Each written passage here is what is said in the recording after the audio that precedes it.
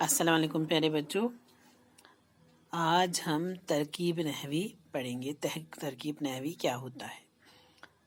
ترکیب نحوی کس سے کہتے ہیں؟ ہم پہلے آسان لفظوں میں آپ کو سمجھائیں گے کہ ترکیب نحوی کس سے کہتے ہیں۔ کسی جملے میں الفاظ کے باہمی تعلقات کے ظاہر کرنے کو ترکیب نحوی کہتے ہیں، جیسے فعل، فاعل، مفعول، متعلق فعل، مبتدا، خبر، فعل ناقص، جار، مجرور، مضاف، مضاف الیہ، صفت، موصوف کو الگ الگ کرنے کو ترکیب نحوی کہتے ہیں۔ پہلے ہم دیکھیں گے کہ یہ جملہ کیا ہوتا ہے۔ جیسے کہ آپ نے پہلے بھی یہ لکھا ہے کہ جملہ ہم کس کو کہتے ہیں۔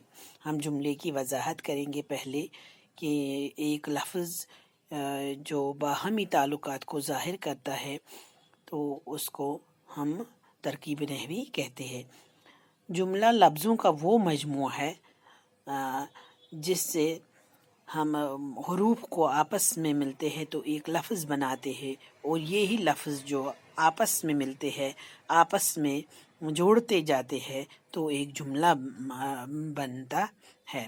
جب لفظوں کا مجموعہ آپس میں ملتا ہے تو جملہ بنتا ہے۔ یہی جملہ جب پہلے حروف کی شکل میں ہوتا ہے، جب حروف تہجی ہوتے ہیں، جب ہمارے حروف تہجی آپس میں ملتے ہیں تو ایک لفظ بناتا ہے، اور یہی لفظ آپس میں جب جڑتے ہیں تو ایک بامعنی لفظ بنتا ہے، اور یہی لفظ اس کی جو ترکیب ہوتی ہے، جو باہمی تعلقات کو ظاہر کرتے ہیں، اس کو ہم ترکیب نحوی کہتے ہیں۔ جیسے اس میں پہلے ہم دیکھیں گے کہ جملہ الفاظ کا وہ مجموعہ جس کی سننے یا لکھنے سے پورا مطلب و معنی ظاہر ہو جائے، اور الفاظ کی ترکیب بھی قاعدے کے مطابق ہو، جیسے یوسف میرا دوست ہے۔ اس میں لکھا گیا ہے کہ جملہ جو ہے الفاظ کا وہ مجموعہ جس کے سننے یا لکھنے سے پورا مطلب و معنی ظاہر ہو جائے۔ جو یہ ہم جملہ بناتے ہیں، پہلے جب وہ الفاظ کا مجموعہ ہوتا ہے وہ اس ترتیب سے بنانا چاہیے، اس ترتیب سے ہونا چاہیے کہ ہمیں اس کا معنی اور سننے میں پورا مطلب ظاہر ہو جائے، اور جو الفاظ کی ترتیب بھی قاعدے کے مطابق ہونی چاہیے، جیسے یوسف میرا دوست ہے۔ اس سے ہم پورا مطلب سمجھ میں آتا ہے کہ یوسف میرا دوست ہے، یہ جو یوسف ہے یہ میرا دوست ہے۔ اگر ہم ایسے لکھیں گے ہے میرا یوسف دوست تو یہ بے ترتیب ہوگا، یہ سننے میں بھی ٹھیک نہیں لگے گا، اور لکھنے میں بھی اس کا جو معنی ہے، الفاظوں کی ترتیب جو ہے وہ ٹھیک طرح سے نہیں ہوں گے، اس کا جو معنی ہوگا وہ بھی ہمیں اچھی طرح سے سمجھ میں نہیں آئے گا، اور جو الفاظ کا جو مجموعہ ہے وہ بھی پوری طرح سے ترتیب کے مطابق نہیں ہوگا۔ اس لیے جیسے یوسف میرا دوست ہے، اس کا ترتیب صحیح ہے، اس کی جو مجموعہ ہے، الفاظوں کا مجموعہ ہے، اس کا پورا مطلب ہمیں سمجھ میں آتا ہے کہ یہ ٹھیک لفظ ہے، اور اسی سے ہمیں یہ ترتیب کے مطابق ہے، اس کی جو ترتیب ہے وہ اچھے ڈھنگ سے ہے، اور سننے اور لکھنے میں اس کا پورا معنی مطلب ظاہر ہوتا ہے۔ اسی طرح دوسرا ہے بلی نے دودھ پیا۔ یہ بلی نے دودھ پیا، یہ اس سے ہمیں یہ سننے اور لکھنے میں اس کا پورا معنی مطلب ظاہر ہوتا ہے۔ اگر ہم ایسے ہی لکھیں گے ہے دودھ بلی پیا بلی تو یہ غلط ہوگا، اس کی ترتیب بھی غلط ہوگی، اور یہ لکھنے اور سننے میں بھی پورے معنی اور مطلب نہیں دے گا۔ اس لیے ہمیں پہلے جملے کی جو ترکیب ہے وہ پوری طرح سے ٹھیک ہونی چاہیے، اور پھر ہم اس کو ترکیب نحوی سے جوڑیں گے۔ پھر یہ جو جملہ ہے اس کے دو قسم ہے، جملہ خبریہ اور جملہ انشائیہ۔ جملہ خبریہ وہ جملہ ہے جس میں کسی واقعہ، حالت یا خبر کا پتہ مل جائے، جیسے پنڈت نہرو آئے، رحیم نے سبق پڑھا۔ جملہ خبریہ یہ ہمیں خبر دیتا ہے۔ جملہ خبریہ جو پہلا ہے یہ سینٹینس ہمیں خبر دیتا ہے کہ کسی حالت یا واقع جو ہوگا تو اس کی ہمیں اس سے خبر پتہ چلتی ہے. جیسے اس میں لکھا ہے کہ پنڈت نہرو آئے، اس میں ہمیں یہ پتہ چلتا ہے کہ پنڈت نہرو آئے. رحیم نے سبق پڑھا، رحیم جو لڑکا ہے اس نے سبق پڑھا. اس سے ہمیں یہ خبر ملتی ہے کہ رحیم نے سبق پڑھا. یہ جملہ خبریہ ہے جس میں کسی واقع، حالت یا خبر کا پتہ مل جاتا ہے. دوسرا ہے اس میں جملہ انشائیہ، وہ جملہ جس میں کسی کے خیالات، سوالات، خواہشات، احکام اور دیگر جذبے ظاہر ہو جائے. جیسے کاش میں نے محنت کی ہوتی، اسلم کہاں ہے، تم کہاں جا رہے ہو، آپ گھر جاؤ.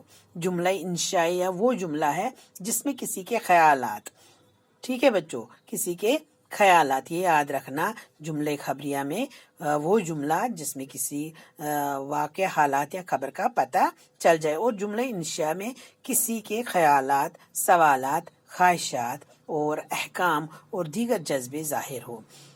اس میں ہمیں دیکھنا ہے کہ اگر ہم جملے میں ہم نے کسی کے خیالات ظاہر ہو جائے، کسی کا سوال ظاہر ہو جائے، کسی کے خواہشات ظاہر ہو جائے اور دیگر جذبے ظاہر ہو جائے تو ہمیں پتہ چلتا ہے کہ یہ جملہ انشائیہ ہے. جیسے اس میں لکھا ہے کہ کاش میں نے محنت کی ہوتی، تو اس نے یہاں پہ خواہشات ظاہر کی کہ کاش میں نے محنت کی ہوگی، تو اس سے ہمیں پتہ چلتا ہے کہ یہ جملہ انشائیہ ہے. اسلم کہاں گیا، یہ سوال ہے، اس سے بھی ہمیں پتہ چلتا ہے کہ یہ جملہ انشائیہ ہے. تم کہاں جا رہے ہو، یہ بھی سوال ہے، تو اس سے بھی ہمیں پتہ چلتا ہے کہ یہ جملہ انشائیہ ہے. ٹھیک ہے، آپ گھر جاؤ، تو یہ بھی ہمیں اس سے پتہ چلتا ہے کہ یہ جملہ انشائیہ ہے جس میں کسی کے خیالات، سوالات، خواہشات، احکام، دیگر جذبے ظاہر ہو، وہ جملہ انشائیہ ہے. اور جس میں کسی حالت، واقعہ کی خبر کا پتہ چل جائے تو وہ جملہ خبریہ ہے. پہلے ہمیں یہی دو اچھے سے کرنے ہیں کہ جملہ خبریہ اور جملہ انشائیہ کیا ہے، تو پھر ہم اس سے آگے جملہ خبریہ جو ہے اس کے دو قسمیں ہیں، جملہ اسمیہ خبریہ، جملہ فعلیہ خبریہ. تو یہ دو قسمیں ہیں جو ہم کل کریں گے. آج ہم نے یہاں تک کیا ہے. آسان طریقے سے میں نے یہ سمجھایا ہے کہ ترکیب نحوی کس سے کہتے ہیں، کسی جملے میں الفاظ کے باہمی تعلقات کو ظاہر کرنے کو ترکیب نحوی کہتے ہیں. یہ جو جملہ ہے یہ لفظوں کا وہ مجموعہ ہے. جب حروف آپس میں ملتے ہیں تو ایک لفظ بنتا ہے، اور جب یہی لفظ آپس میں ملتے ہیں تو ایک جملہ بنتا ہے. اور یہ جملے جو ہے آپس کے تعلقات کو ظاہر کرنے سے یہ ترکیب نحوی بنتے ہیں. تو جملہ جو الفاظ کا وہ مجموعہ جس کی سننے یا لکھنے سے پورا مطلب و معنی ظاہر ہو جائے اور الفاظ کی ترتیب بھی قاعدے کے مطابق ہو. اور اس جملے کے دو قسمیں ہیں، جملہ خبریہ اور جملہ انشائیہ. جملہ خبریہ جس میں کسی حالت، واقعہ کا خبر پتہ چل جائے، جیسے پنڈت نہرو آئے. اور جملہ انشائیہ وہ جملہ ہے جس میں کسی کے خیالات، خواہشات ظاہر ہو جائے اور اسے جملہ انشائیہ کہتے ہیں. یہ آپ کو ذہن میں رکھنا ہے کہ جملے خبریہ کس سے کہتے ہیں، جملہ انشائیہ کس سے کہتے ہیں.